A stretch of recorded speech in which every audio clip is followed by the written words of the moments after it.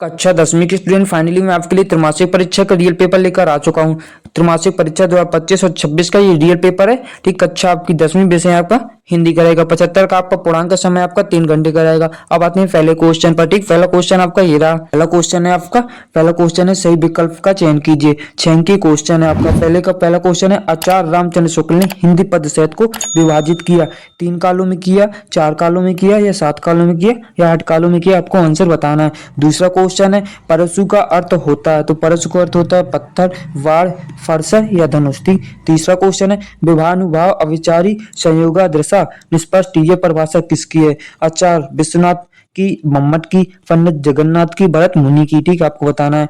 चौथा क्वेश्चन है अंतिम बार हालदार साहब ने नेताजी की मूर्ति पर कौन सा चश्मा लगा देखा था? तो प्लास्टिक का देखा था या स्टील का देखा था या सरकंटे का देखा था या संगमरमर का देखा था। ठीक, चौथे के बाद पांचवा क्वेश्चन है जिन मूल शब्दों से मिलकर समास बना है उसमें से पहले पद को क्या कहते हैं? ठीक, पूर्व पद कहते हैं, पूर्व पद कहते हैं, उत्तर पद कहते हैं या मध्य पद कहते हैं। ठीक, अब आते हैं अगले क्वेश्चन पर। अगला क्वेश्चन है आपका छठवां क्वेश्चन है आपका माता का आंचल पाठ के आधार पर मकई के खेत में झुंड चल रहा था। ठीक, आपको बकरियों का, भैंसों का, भेड़ों का या चिड़ियों को, इनके आंसर चाहिए हो तो कमेंट में बता देना, मैं आपको उस पर वीडियो बना दूंगा। ठीक, दूसरा क्वेश्चन है और वीडियो को अंत तक देखना, मैं आपको बताऊंगा कि रियल पेपर है या फेक। ठीक, दूसरा क्वेश्चन है रिक्त स्थानों की पूर्ति करना, आपको ये भी चयन की क्वेश्चन है। पहला क्वेश्चन है तुलसीदास ने रामचरितमानस की रचना की भाषा में की है। देखो कौन सी भाषा में की है? ब्रज भाषा में की है, अवधी भाषा में की है। ठीक, दूसरा क्वेश्चन है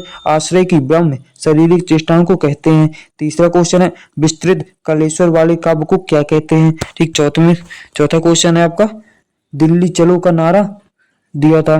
पांचवा क्वेश्चन है वाक्य से किसी क्रिया के करने या होने की समान सूचना मिलती है। छठवां क्वेश्चन है भोलानाथ और उसकी साथी अमोलों के घिसकर बनाते थे। ठीक, अब आते हैं अगले क्वेश्चन पर।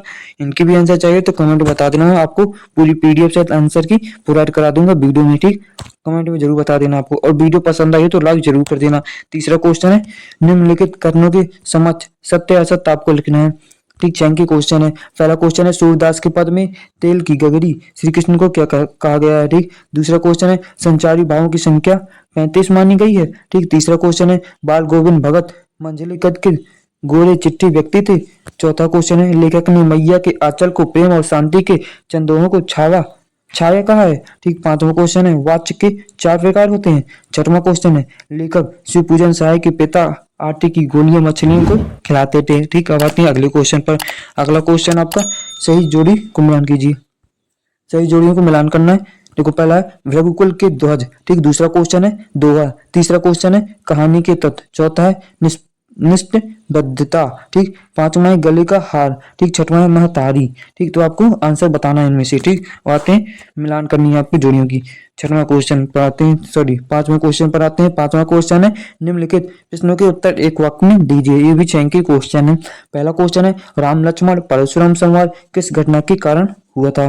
दूसरा क्वेश्चन है उद्दीपन किसे कहते हैं? ठीक, तीसरा क्वेश्चन है बाल गोविंद भगत की प्रभातियां किस माह से शुरू होकर किस माह तक चलती रही? ठीक, चौथा क्वेश्चन है दो स्वरों के आपस से मिलने में कौन सी संधि होती है? ठीक, पांचवा क्वेश्चन है आम की आम गुठलियों के दाम लोकोक्तियों का क्या अर्थ है? आपको लिखना है। ठीक, छठवां क्वेश्चन है हिंदी का स्मरण शिल्प लिखा गया पहला उपन्यास कौन सा माना जाता है? ठीक, अब आते हैं 2 अंकीय क्वेश्चन पर। ठीक, 2 अंकीय क्वेश्चन आपके रहेंगे छठवीं से आपके 2 अंकीय क्वेश्चन रहेंगे। छठवां क्वेश्चन है रीति काल की 2 विशेषताएं प्रवृत्तियां लिखिए। इसका अथवा ये है नई कविता के कोई 2 कवि उनकी एक रचना लिखनी है। ठीक, सातवां क्वेश्चन है सूरदास अथवा तुलसीदास की काव्यगत विशेषता निम्नलिखित बिंदुओं के आधार पर आपको लिखनी है। 2 रचनाएं भावपक्ष और कलापक्ष। आठवां क्वेश्चन है कृष्ण के प्रति अपने अनन्य प्रेम को गोपियों ने किस प्रकार अभिव्यक्त किया है? इसका अथवा क्वेश्चन है राम लक्ष्मण परशुराम संवाद पाठ के आधार पर राम के स्वभाव की कोई 2 विशेषताएं आपको बतानी है। ठीक, 8वें क्वेश्चन के बाद 9वां क्वेश्चन है गोपी ने उद्धव से योग की शिक्षा कैसे लोगों को देने की बात कही है? इसका अथवा ये लक्ष्मण ने वीर योद्धा की क्या क्या विशेषताएं बताई हैं? कोई 2 विशेषताएं आपको लिखनी है। ठीक, 10वां क्वेश्चन है प्रबंध काव्य किसे कहते हैं? प्रबंध काव्य के वेद लिखिए। ठीक, इसका अथवा ये हास्य रस की परिभाषा उदाहरण से आपको लिखनी है। 2 अंकीय क्वेश्चन आपका ये रहेगा। ठीक है, आते हैं 10वीं के बाद 11वें क्वेश्चन पर। 11वां क्वेश्चन है महाकाव्य और खंडकाव्य में 2 अंतर आपको लिख देना है।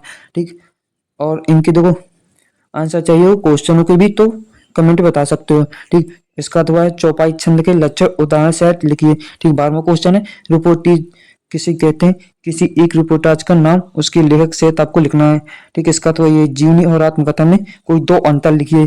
ठीक, 13वां क्वेश्चन है स्वयं प्रकाश इमरान वृक्ष बेनीपुरी की साहित्यिक विशेषताएं निम्नलिखित बिंदु के आधार पर आपको लिखनी है। दो रचनाएं और भाषा शैली आपको लिख देनी है।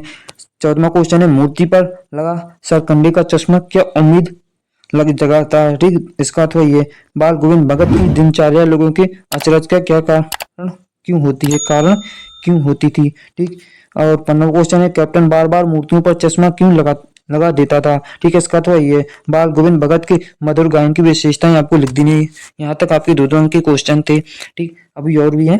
16वां क्वेश्चन है निम्नलिखित वाक्यांश को एक शब्द लिखिए। पहले जो बात लोगों से सुनी गई हो। ठीक, कम खर्च करने वाला क्या कहलाता है, आपको लिख देनी है। इसका अथवा ये है निम्नलिखित मुहावरों का अर्थ लिखते हुए वाक्य में प्रयोग लिखिए। ठीक, आग में घी डालना, दूसरा है चार चांद लगाना, आपको लिख देना।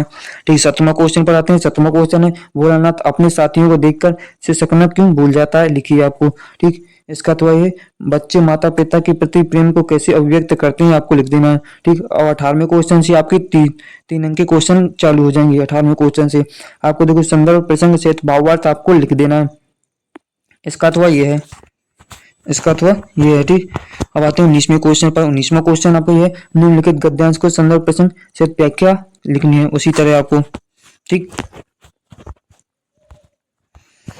अब आते हैं देखो इसका अथवा ये 20वां क्वेश्चन पर आते हैं। 20वां क्वेश्चन आपका ये है धूम्रपान को रोकने के लिए उसकी हानियां बताते हुए एक विज्ञापन 25 से 50 शब्दों में तैयार करना है। आपको 3 अंक के क्वेश्चन आप करेगा। इसका अथवा ये है परोपकार का महत्व विषय पर एक अनुच्छेद लिखना है आपको। ठीक, 21वां क्वेश्चन है निम्नलिखित अपठित काव्यांश और गद्यांश को पढ़कर पूछे गए प्रश्नों के उत्तर दीजिए। जैसे आपको देखो पहला क्वेश्चन रत्नीय शब्द के दो पर्यायवाची लिखिए। ठीक, दूसरा क्वेश्चन है उपयुक्त पंक्तियों में किस देश की बात हो रही है। ठीक, तीसरा क्वेश्चन है हिमालय शब्द का संधि विच्छेद एक संधि नाम लिखना है। ठीक, और आते हैं अगले क्वेश्चन पर। इसका तो ये है पहला क्वेश्चन है उपयुक्त गद्यांश का उपयुक्त शीर्षक लिखना है। दूसरा क्वेश्चन है अखबार क्या क्या लाभ पहुंचाता है। तीसरा क्वेश्चन है उपयुक्त गद्यांश का सारांश लिखिए। ठीक, अब आते हैं अगले क्वेश्चन पर। अगला क्वेश्चन आपका 21वां अपने जिले के जिलाधीश को ध्वनि विस्तारक यंत्रों पर प्रतिबंध लगाने हेतु आवेदन पत्र लिखना है। 4 अंक के क्वेश्चन आप करेगा।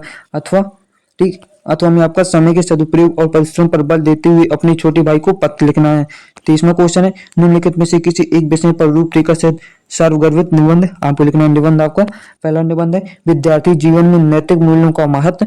दूसरा है प्रदूषण नियंत्रण कारण एवं निदान। तीसरा है शिक्षा के क्षेत्र में इंटरनेट की उपयोगिता। चौथा है पुस्तकालय का महत्व। 5वां मेरी स्मरणीय यात्रा। ठीक, और वीडियो पसंद आई तो लाइक कर देना, चैनल पर नए तो सब्सक्राइब कर लेना। और मिलते हैं अगली वीडियो में, तब तक के लिए ऑल द बेस्ट। ठीक।